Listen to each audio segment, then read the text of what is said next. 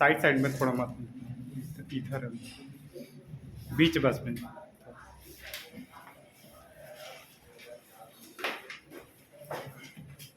आज क्या पढ़ने वाले थे? कल क्या पढ़े थे? फोनीम। कल क्या पढ़े थे? फोनीम पढ़े थे। टोटल कितने फोनीम होते हैं इंग्लिश में? 44। जो साउंड होते हैं आपके ना, कॉन्सोनेंट और वोवेल साउंड, उन साउंड को ही हम क्या कहते हैं? फोनीम। फोन का मतलब भी होता है साउंड। तो टोटल कितने फोनीम देखे थे? 44 साउंड होते हैं। जैसे हिंदी में कितने होते हैं? स्वर और व्यंजन मिला के 52 होते हैं। वैसे इंग्लिश में कितने स्वर होते हैं? स्वर और व्यंजन दोनों मिला के 44, जिसमें से स्वर कितने हैं? 20 स्वर होते हैं और कॉन्सोनेंट 24। ठीक है, कल जो पढ़े थे आप लोग रिवाइज कर लेना। आज पढ़ने वाले हैं मॉर्फीम। फोनीम के कॉम्बिनेशन से क्या बनते हैं? मॉर्फीम बनते हैं। ठीक है, एक एक लेटर मिलेगा। जैसे बी एक लेटर है, ए एक लेटर है, टी एक लेटर है। इन लेटर्स को हम क्या कहते हैं?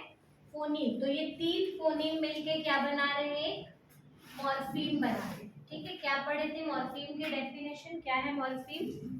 Smallest unit of language. कैसी यूनिट? मीनिंगफुल बोलना जरूरी। ठीक है, अगर अर्थ नहीं है तो हम उसको मॉर्फीम नहीं करेंगे। मॉर्फीम क्या है? Smallest meaningful unit.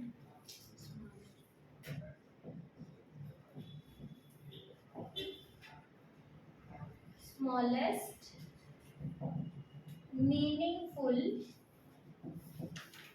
Unit of language. भाषा की सबसे छोटी कौन सी इकाई? अर्थपूर्ण। ठीक है, मीनिंगफुल। इसको हम मॉर्फीम के कॉम्बिनेशन से क्या बनते हैं? वर्ड बनते हैं। ठीक है, जैसे मॉर्फीम 2 टाइप के होते हैं, बाउंड मॉर्फीम और फ्री मॉर्फीम। पहले फ्री लिख लो। फ्री मॉर्फीम और बाउंड मॉर्फीम। ठीक है, जैसे कि नाम से ही समझ में आ रहा है, फ्री मॉर्फीम। कैसे मॉर्फीम होंगे फ्री मॉर्फीम? जो स्वतंत्र होंगे, मतलब जो अपने आप में कंप्लीट मीनिंग रखेंगे। और बाउंड मॉर्फीम क्या होंगे? जब तक किसी मेन शब्द के साथ उसको हम ना जोड़े, इनका कोई अर्थ नहीं होगा। जैसे हम सफिक्स या प्रीफिक्स लगाते हैं, तो सफिक्स का अकेले कोई मतलब है क्या? जैसे हिंदी में हम बोल रहे हैं विनम्र, इसमें हमने ता प्रत्यय लगाया, उस ता का अकेले कोई मीनिंग है क्या? वैसे इंग्लिश में भी होते हैं, जैसे फुल लगाते हैं किसी के आगे, ब्यूटीफुल, तो इस फुल की अकेले कोई मीनिंग है क्या? इस फुल की होती है। ठीक है, ये वाले फुल मतलब क्या होता है? भरा हुआ। लेकिन FUL, इसकी तो कोई मीनिंग नहीं है। ये क्या कहलाते हैं? बाउंड। बाउंड क्यों कहलाते हैं? क्योंकि जब तक किसी मेन शब्द के साथ हम उसको ना जोड़े, तब तक उनकी कोई वैल्यू नहीं है, कोई मीनिंग नहीं है। उनको कहते हैं बाउंड मॉर्फीम। और इसी में ये जो शब्द है विनम्र, इसको किसी की जरूरत है क्या? ये फ्री है, तो इसको हम क्या कहते हैं? Free morpheme. तो वैसे इंग्लिश में भी जैसे हमने लिखा ब्यूटी, ये क्या है? इसको किसी की जरूरत है क्या? ये फ्री है। अगर हम इसमें क्या जोड़ दें? फुल जोड़ दें और फुल को अलग कर दें, तो फुल की कोई मीनिंग है क्या? नहीं है। फुल जब तक ब्यूटी से अटैच नहीं होगा तब तक उसकी कोई मीनिंग नहीं। तो ये हो गया एक फ्री मॉर्फीम और ये एक बाउंड मॉर्फीम। तो फ्री मॉर्फीम को हम वर्ड कह सकते हैं, क्योंकि वर्ड क्या होते हैं? शब्द क्या होते हैं?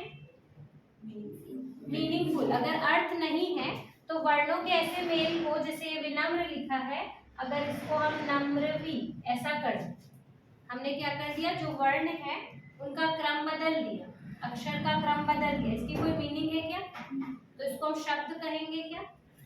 नहीं कहेंगे। तो ये शब्द नहीं है। वर्ड क्या होते हैं? अर्थपूर्ण होते हैं।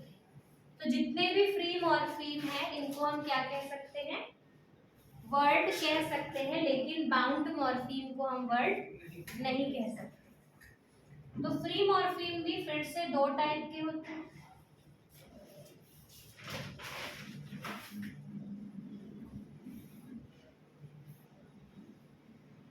और बाउंड मॉर्फीम भी क्या होते हैं, दो टाइप के।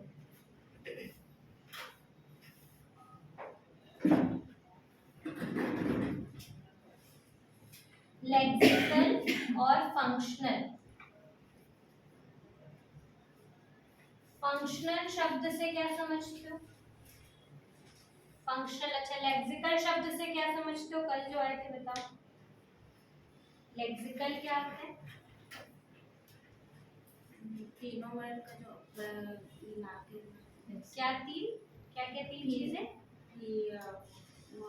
फोनीम, मॉर्फीम और सिमेंटिक। मतलब क्या है? तीनों मिला के, हाँ मतलब मीनिंग होगी। जो भी शब्द हम लिख रहे हैं, ठीक है, जैसे हम कैट भी लिख रहे हैं तो इसमें क्या है, तीन फोनीम है, तीन साउंड है ना, CAT, एक साउंड, दो साउंड, तीन साउंड, तीन इसमें साउंड है, मतलब तीन क्या है, फोनीम है। और ये तीन फोनीम मिलके एक क्या बना रहे हैं, मीनिंग बन गई, मतलब एक मॉर्फीम बन गया ये। तो तीन हो गए फोनीम और एक हो गया मॉर्फीम। और इसकी कोई मीनिंग है, कैट की क्या मीनिंग है? बिल्ली तो हम हिंदी में बोलते, ठीक है, हम अगर अपनी भाषा में ही करें तो कैट, जैसे हम कहते हैं कैट की इमेज हमारे दिमाग में आती है कि कैट क्या है, एक एनिमल है और उसका चित्र सामने आता है कि वो कैसा दिखता है। तो कैट क्या हो गई, एक मीनिंग जनरेट होगी इससे। तो क्या बन गया, मीनिंग, मतलब मीनिंग। और क्या कहते हैं, सिमेंटिक मीनिंग। तो हर वो शब्द जिसकी कोई ना कोई मीनिंग है उसको हम क्या कहते हैं, लेक्सिकल वर्ड। ठीक है, हम इसको वर्ड बोल सकते हैं, फ्री है तो लेक्सिकल वर्ड या लेक्सिकल मॉर्फीम। ठीक है, इसको हम लेक्सिकल वर्ड भी बोल सकते हैं, लेक्सिकल मॉर्फीम भी कह सकते हैं। ये क्या होते हैं, फ्री होते हैं, इनको किसी की जरूरत नहीं होती। दूसरा क्या लिखा है, फंक्शनल, ये पूर्णतः स्वतंत्र होते हैं। आप लेक्सिकल को क्या लिख सकते हो, पूर्णतः स्वतंत्र, इनको किसी की भी जरूरत नहीं होती। अगर आप अकेले उनका नाम लोगे तो अपने आप में सफिशिएंट है। फंक्शनल, फंक्शन शब्द से क्या समझते हो हिंदी में? फंक्शन मतलब क्या है, कार्य। तो कुछ शब्द ऐसे होते हैं जो किसी विशेष कार्य के लिए यूज होते हैं। जैसे आप हिंदी में प्रेपोजिशन सर्वनाम यूज करते हैं, तो सर्वनाम की अकेले कोई मीनिंग है कि जैसे आप कहोगे वह मेरा दोस्त है, ऐसा आपने कहा वह मेरा दोस्त है, तो वह कौन कौन आपको पहले बताना पड़ेगा, तभी आप उसके बाद वह यूज करोगे। मतलब इस वह का एक कार्य है, क्या कार्य है, जिसका नाम आपने लिया उसके नाम को हटाने का काम कौन कर रहा है, ये प्रोनाउन। ठीक है, फंक्शनल। उसके अलावा हम प्रेपोजिशन यूज करते हैं, जैसे हम कमरे में हैं, में को अकेले अगर हम बोले तो में की कोई मीनिंग है क्या? हम टेबल पर बैठे, पर को अगर हम अकेले बोले तो इसकी कोई मीनिंग है क्या? तो प्रेपोजिशन जो है संबंध सूचक शब्द, उनका कार्य है क्या बताना, संबंध बताना नाउन के बीच, ये पढ़ेंगे आगे। तो इनका भी कार्य है प्रेपोजिशन का। जब हम कहते हैं मैं और मेरा दोस्त खेल रहे थे, ठीक है, तो यहाँ पे और को अगर हम अकेले बोले और, इसकी कोई मीनिंग है क्या? अकेले मतलब कोई काम आ रहा है, और की मीनिंग जरूर है, लेकिन अकेले कुछ यूज हो रहा है क्या इसका? जब तक हम इसको किन्हीं दो शब्दों को जोड़ने के लिए बीच में ना लगाएं तब तक इसका कोई यूज नहीं, मतलब इसका कार्य है विशेष। तो ऐसे शब्द जो किसी विशेष कार्य के लिए वाक्यों में यूज किए जाते हैं वो क्या कहलाते हैं, फंक्शनल। तो लेक्सिकल जो मॉर्फीम है वो क्या क्या होते हैं आपके, noun, verb, noun, adjective, verb और एडवर्ब। ठीक है, हिंदी में क्या है, संज्ञा, विशेषण, क्रिया और क्रिया विशेषण। अब ये कैसे होता है, जैसे नाउन, नाउन का तो हम नाम लेते हैं वो अपने आप में कंप्लीट है। जैसे हम कहेंगे वेयर आर यू, आप कहाँ हो, एक शब्द में आपको उत्तर देना, आप क्या बोलोगे? एट होम, इन क्लास, जहां पे भी एक शब्द में आप उत्तर दे सकते हो। आप कौन है, एक शब्द में उत्तर दोगे ना, रमेश। आपको क्या पसंद है, एक शब्द में उत्तर दोगे, समोसा। आप कौन सी बुक पसंद करते हैं, एक शब्द में उत्तर दोगे। ठीक है, तो नाउन अपने आप में कंप्लीट है एक शब्द में। आप एक शब्द में कोई भी नाम, गांव, वस्तु कुछ भी बोल सकते, इसको किसी और की जरूरत नहीं है। जब आप एडजेक्टिव की बात करते हो, एडजेक्टिव क्या होते हैं, विशेषण क्या होते हैं, किसकी विशेषता, नाउन या प्रोनाउन की। ठीक है, जो नाउन या प्रोनाउन की विशेषता बताए, आप सभी नाउन है, तो अगर आपसे पूछे आप कैसे हैं, एक शब्द में क्या बोलोगे, अच्छे। या हम ये पूछे ये रूम कैसा है, एक शब्द में कैसे बोलेंगे, बड़ा, कंफर्टेबल। मतलब विशेषता हम एक शब्द में बता सकते हैं और किसी शब्द की जरूरत नहीं है। वैसे ही वर्ब, क्रिया, आप क्या कर रहे हैं, पढ़ाई, एक शब्द में बोल सकते हैं। एडवर्ब, एडवर्ब क्या होती है, क्या होते हैं एडवर्ब्स,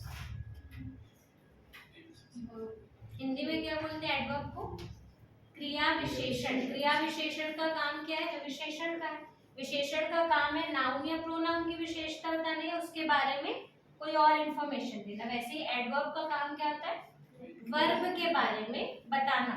तो जैसे मैं ये पूछूं आप लोग कैसे पढ़ाई कर रहे हैं, एक शब्द में आप बोल सकते हो, अच्छे से, डेडिकेटली। आपने ये काम कैसे किया, तो एक शब्द में बता सकते हो। ठीक है, या फिर आप कैसे दौड़ रहे हो, या रमेश कैसे दौड़ रहा है, एक शब्द में क्या बोल सकते हो, फास्ट, तेज या स्लो, जो भी। तो ये भी एक शब्द में कंप्लीट कर सकते हैं। तो ये सभी क्या है, लेक्सिकल है। लेक्सिकल क्या होते हैं, कंप्लीट, फ्री, इनको किसी की भी जरूरत नहीं पड़ती। फंक्शनल क्या क्या हो सकते हैं, जो पार्ट ऑफ स्पीच हम पढ़ते हैं ना, हिंदी में इंग्लिश में दोनों में, कितने पार्ट ऑफ स्पीच होते हैं टोटल, 8। ठीक है, 9 होते हैं वैसे, पर आप 8 पढ़े हैं। नाउन, फिर प्रोनाउन, फिर एडजेक्टिव। ठीक है, लाइन से बोलेंगे, नाउन, प्रोनाउन, एडजेक्टिव, तीनों की जोड़ी होती है। नाउन की जगह प्रोनाउन लेता है और नाउन प्रोनाउन दोनों की विशेषता बताता है एडजेक्टिव। फिर क्या होता है, वर्ब, वर्ब के बारे में कौन बताता है, एडवर्ब। 5 हो गए।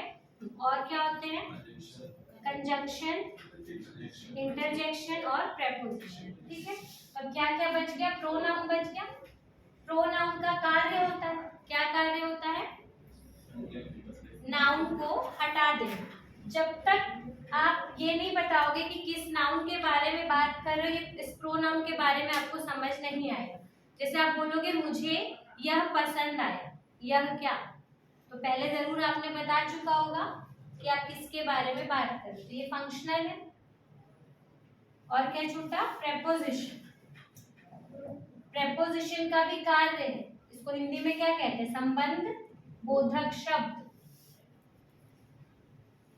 मतलब इसका काम क्या है, संबंध बताना। नाउन के, जिस नाउन के पहले हम इसको यूज करिए, हमेशा किसी ना किसी नाउन के पहले यूज होता है। जैसे हम कहाँ बैठे हैं, इन द रूम, रूम एक नाउन है, उसके आगे हमने क्या लगाया, इन, कमरे में। आप कहाँ पर बैठे हो अगर पूछे तो, रूम में। आप कहाँ पर बैठे हो, चेयर में बोलोगे कि चेयर पर हो, पर चेंज हुआ। तो प्रेपोजिशन का पर्टिकुलर कार्य होता है संबंध बताने का। इंटरजेक्शन,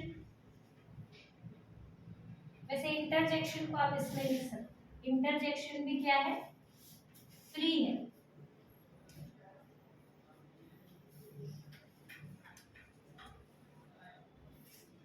और क्या बचा, आर्टिकल्स, जितने भी डेटरमिनर्स हैं, आर्टिकल या डेटरमिनर लिखो, जितने भी डेटरमिनर्स हैं। डेटरमिनर्स क्या होते हैं, जो नाउन के पहले यूज होते हैं और नाउन के बारे में कुछ ना कुछ बताते हैं। जैसे आप पेन बताओगे, पेन की संख्या बता सकते हो आप, एक, या मात्रा बता सकते हो सम, जैसे कुछ फ्लावर है, कुछ फूल, या फिर हम क्या बता सकते हैं, किसका है, मेरा। तो ये सभी क्या, जैसे माय यूज करें ना, माय भी क्या है, डिटरमिनर्स में आते हैं। डिटरमिनर में सारी चीजें आती हैं जो नाउन के बारे में कुछ ना कुछ बताइए, सब आगे पढ़ेंगे जब ग्रामर पढ़ेंगे। हाँ, कंजंक्शन जो दो शब्दों को जोड़ने का काम करता है, संयोजक। तो ये सभी क्या है, फंक्शनल है। ये डायरेक्ट एग्जाम में पूछता है, ऑप्शन दे देगा आपको और पूछेगा इनमें से कौन सा फंक्शनल मॉर्फीम नहीं है, ठीक है, या है, नहीं है। क्वेश्चन जो करवाए थे उसको क्वेश्चन दे देंगे। हाँ, ये हो जाएगा एक टॉपिक, एक टॉपिक के बाद फिर क्वेश्चन भी करके, ठीक है। तो ये क्या है, कैसा पूछेगा एग्जाम में, इनमें से कौन सा फंक्शनल मॉर्फीम नहीं है, ठीक है। तो आपको चूज करना है, ये सब है, या इसमें से पूछ लेगा कौन सा लेक्सिकल मॉर्फीम नहीं। कई बार सीधा शब्द लिखता है, ठीक है, ऐसे शब्द लिख देगा, एंड, बट, इन, ऑन, या द, माय, ऐसा लिख देगा शब्द और पूछेगा ये सारे कौन से मॉर्फीम है, कौन से बताओ, फंक्शनल, ठीक है। तो ऐसे भी पूछता है। ये हो गया फ्री मॉर्फीम।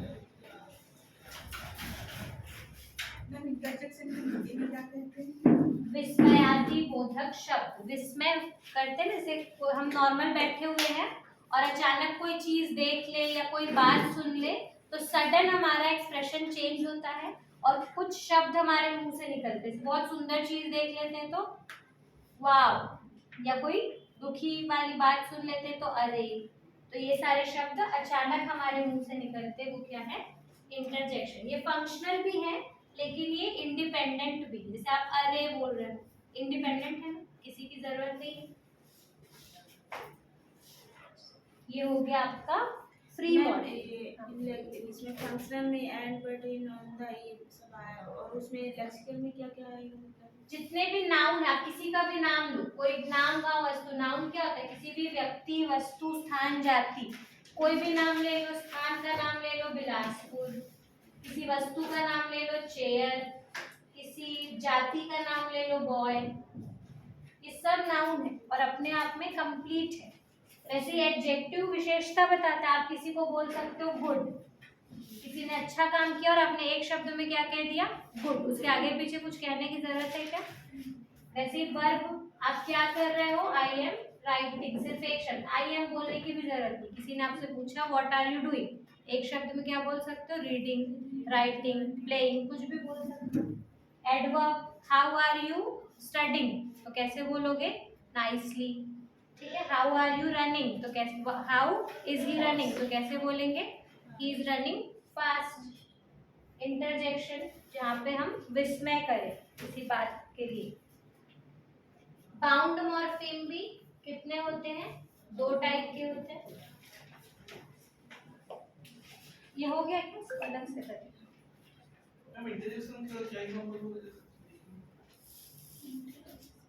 जैसे आप बहुत खुश होते हो तो हिंदी में हम क्या क्या बोलते हैं, वाह, हिंदी में क्या क्या बोलते हैं, वाह। अरे, दुखी होते हैं तो अरे या ओ, ठीक है। वैसे इंग्लिश में क्या क्या बोलते हैं, वाओ। हुर्रे, बहुत खुश होते हैं तो ओ, या दुखी होते हैं तो अलास, ठीक है। ये सभी क्या है, इंटरजेक्शन। हो गया ये।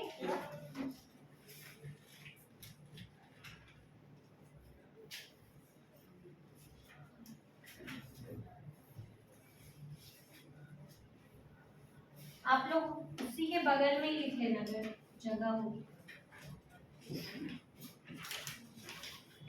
बाउंड मॉर्फीम भी दो टाइप के होते हैं, इनफ्लेक्शनल और डेरिवेशनल। डेरिवेशन शब्द से क्या समझते हो, डिराइव, डेरिवेशन, डिराइव, हाँ, उत्पत्ति। ठीक है, तो ये इनफ्लेक्शनल का मतलब क्या होता है? जितने भी बाउंड मॉर्फीम है इसमें क्या क्या चीजें आती है आपकी? सफिक्स आ जाएंगे, प्रीफिक्स आ जाएंगे। इसके अलावा जब हम कोई वर्ब का फॉर्म चेंज करते हैं तो क्या क्या यूज करते हैं? ई आर, सॉरी ईडी, ये सब लगाते हैं, एस लगाते हैं, ई एस लगाते हैं। तो इन्हीं को हम दो टाइप में डिवाइड कर सकते हैं, इन्फ्लेक्शनल और डेरिवेशनल। डिराइव का मतलब क्या होता है? उत्पत्ति। तो उत्पत्ति कहने का मतलब क्या है? जब हम किसी मूल शब्द में ऐसा सफिक्स या प्रीफिक्स लगाए जिससे कोई परिवर्तन ना हो, मतलब अगर नाउन है तो वो नाउन ही रहेगा, वर्ब है तो वर्ब ही रहेगा, फॉर्म चेंज नहीं हो। ठीक है, वर्ब वर्ब ही रहेगा, एडजेक्टिव एडजेक्टिव ही रहेगा। जैसे हम कहते हैं स्मॉल, स्मॉल मतलब छोटा, इसमें हम ई आर सफिक्स लगा दें तो क्या हो गया? ये स्मॉलर। इसका क्या मतलब होता है? उससे छोटा। क्या चेंज हुआ कुछ? पहले भी एडजेक्टिव था, अभी भी एडजेक्टिव है, बस क्या अंतर हुआ? उसकी डिग्री बदल गई। पहले हम छोटा बोल रहे थे, अब कंपेयर करते हुए बोल रहे हैं उससे छोटा, लेकिन ये पहले भी एडजेक्टिव था और अभी भी एडजेक्टिव है, फॉर्म चेंज नहीं हुआ। तो जब कोई चेंज नहीं होता तो ऐसे मॉर्फीम को हम क्या कहते हैं? Inflectional bound morpheme. तो क्या क्या होते हैं ये? इनफ्लेक्शनल में हम क्या क्या लगा सकते हैं? E R, E S T, E R, E S T, E D, S, E S, I S. बहुवचन बनाने के लिए जब हम एस लगाते हैं, जैसे बॉल है उसमें हम एस लगा दें, कोई परिवर्तन हुआ क्या? पहले भी बॉल था, अभी भी बॉल है, पहले भी नाउन था, अभी भी नाउन है, बस वो बहुवचन हो गया। जैसे ई एस लगा दे, किसी वर्ब में भी लगा दे, वर्ब है गो, इसमें हमने ई एस लगा दिया तो वर्ब का सिर्फ क्या चेंज हुआ? फॉर्म चेंज हुआ, लेकिन अभी भी ये वर्ब ही है। ईडी लगा दे, प्ले, प्ले में ईडी लगा दिए, पहले भी क्या था? प्ले। प्ले क्या है? क्रिया है, अभी भी ईडी लगाने के बाद भी ये क्रिया है, सिर्फ क्या चेंज हुआ? फॉर्म चेंज हुआ, सेकंड फॉर्म हो गया, थर्ड फॉर्म हो गया। तो ये सभी क्या है? Inflectional morpheme. E S T भी लगा सकते हैं, स्मॉल में हम ई आर लगाए वैसे ही ई एस टी भी लगा सकते हैं, अभी भी ये एडजेक्टिव है। डेरिवेशनल क्या होते हैं? जिसको लगाने से क्या चेंज हो जाए? जो फॉर्म है शब्द का, मूल शब्द का, वो चेंज हो जाए। तो जो हम सफिक्स या प्रीफिक्स लगाते हैं, हालांकि ये भी सफिक्स और प्रीफिक्सेस हैं, कौन वाले? सफिक्स और प्रीफिक्स को एक साथ हम क्या कहते हैं? एफिक्सेस। ठीक है, एफिक्स का मतलब क्या होता है? सफिक्स और प्रीफिक्स। दो, अगर दोनों को अलग अलग नहीं बोलना है तो एक बार में हम क्या बोल सकते हैं? एफिक्सेस। तो क्या क्या लगाने से चेंज हो जाते हैं? जैसे कि फुल लगा दिए, एल वाई, या एबल, जेशन मतलब एशन, इन, और क्या क्या लगाते हैं? बहुत सारे। तो जैसे एग्जांपल लेते हैं, ई आर दोनों का काम करता है। ई आर जो है वो इन्फ्लेक्शनल भी होता है और डेरिवेशनल भी होता है। वो डिपेंड करता है कि वो कौन से शब्द में जुड़ रहा है। जैसे अभी स्मॉल में जोड़े थे तो क्या हो गया था? स्मॉलर हुआ था। अब अगर राइट में जोड़े तो क्या हो जाएगा? राइटर। राइट क्या है? क्या है? लिखना एक वर्ब है। और अब क्या हो गया? ई आर जोड़ने के बाद राइटर एक व्यक्ति है, मतलब क्या होगा? नाउन। तो ये क्या बन गया, नाउन। अब यहाँ पे ER किसका काम किया, डेरिवेशनल मॉर्फीम, और यहाँ पे ER यहाँ पे इन्फ्लेक्शनल। तो जहाँ पे चेंज ना हो वो इन्फ्लेक्शनल होगा, और जहाँ पे हो जाए वो डेरिवेशनल। वैसे ही जैसे अगर हम लिखे कंप्यूट, इसमें अगर हम ER जोड़े तो कंप्यूट क्या है, कंप्यूट काउंट करना, गणना करना, क्रिया है, गणना करना क्रिया है, करना क्या करना, गणना, तो क्रिया होगी।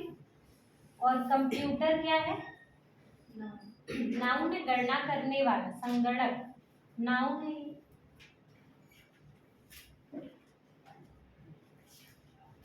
जैसे प्ले, प्ले में ER जोड़ दिए तो प्ले क्या है, क्रिया है, खेलना, और प्लेयर व्यक्ति है, खिलाड़ी नाउन है। तो यहाँ पे भी सब ER किसका काम कर रहा है, डेरिवेशन। तो आपको क्या याद रखना है, यदि ER वर्ब में जुड़ता है तो डेरिवेशनल हो जाता है, और यदि ER किसी एडजेक्टिव में जुड़ता है, ठीक है, एडजेक्टिव प्लस ER क्या बन जाएगा, ये ER किसका काम करेगा, इन्फ्लेक्शनल का। और यदि किसी वर्ब में ER लगा रहे हैं तो किसका काम करेगा, डेरिवेशनल।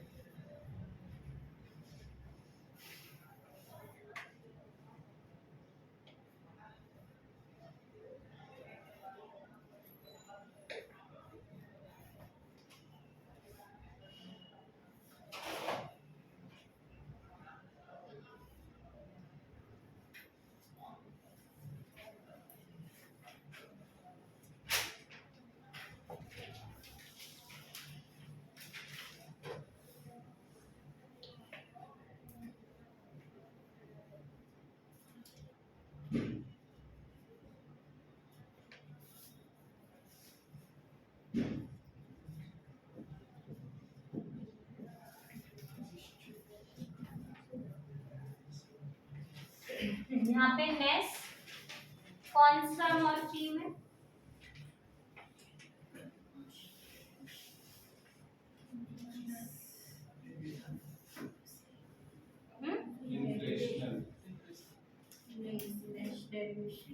अब आपको क्या देखना है, हैप्पी क्या है और हैप्पीनेस क्या है।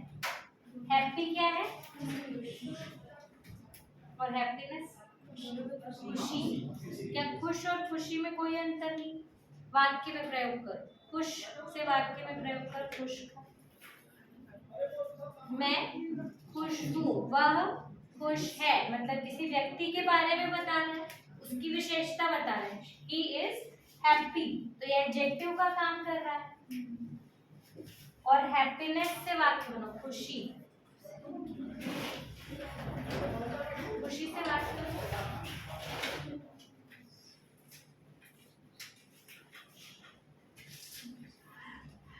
ठीक है, खुशी से वाक्य नहीं बना पा रहे। एडवर्ब,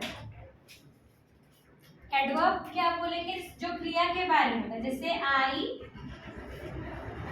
प्लेड, मैं खेला, इसमें बता सकते हो हैप्पीनेस, अच्छा लग रहा है, आई प्लेड हैप्पीनेस। एडवर्ब के रूप में इसको हम कैसे लिखेंगे, आई प्लेड हैप्पीली, ये है एडवर्ब, ly जोड़े तो क्या बना, एडवर्ब बना, आई प्लेड हैप्पीली, मैं खुशी से खेला। यहाँ पे क्या है, खुशी नाउन है, इसके बारे में बात होती, नाउन क्या होता है, जिसके बारे में बात हो। तो जैसे आप बोलोगे भाववाचक संज्ञा, जैसे यहाँ पे पहले क्या बोले, आई एम हैप्पी, ये आपके बारे में बता रहा है, मतलब ये क्या हो गया, adjective. I like her happiness, या वी लिव फॉर हैप्पीनेस, ऐसा भी लिख सकते हैं। हम जीते हैं किस लिए, खुशी के लिए, वी लिव फॉर। अब हम जीते हैं किसके लिए, इसके बारे में बात होगी, जिसके बारे में बात हो वो क्या होता है, नाउन। ये सब पढ़ेंगे पार्ट्स ऑफ स्पीच में, ठीक है, ये और क्लियर हो जाएगा। यहाँ तक क्लियर है, इतने में कोई डाउट है, कल क्वेश्चन करेंगे।